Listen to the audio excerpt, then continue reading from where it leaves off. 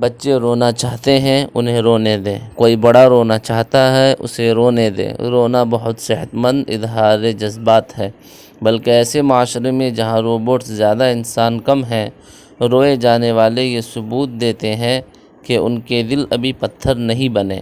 یہ جو ہم جلدی جلدی چپ کرانے لگ جاتے ہیں، اس طرح زخم بھرنے کے مراحل مکمل نہیں ہو پاتے۔ بچے روئیں تو خاموشی سے گلے لگا کر ان کا رونا سن لیں۔ کچھ طوفان تھمے تو ان سے ان کی تکلیف پر بات کیجیے، ان کا غم بھی اہم ہے۔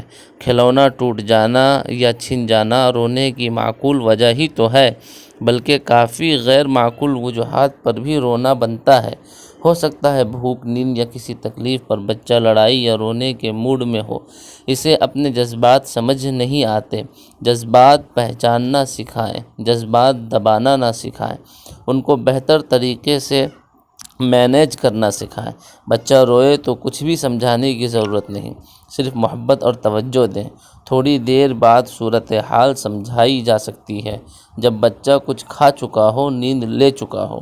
اور پلیز بڑوں کو بھی اسی طرح ڈیل کرنے میں کوئی مضائقہ نہیں، خصوصاً اپنے آپ کو۔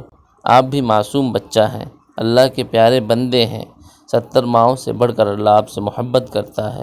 اس کی گود میں چھپ کر رو سکتے ہیں، سب کچھ کہہ سکتے ہیں، بہت سکون ملتا ہے، آزما کر دیکھ لیں۔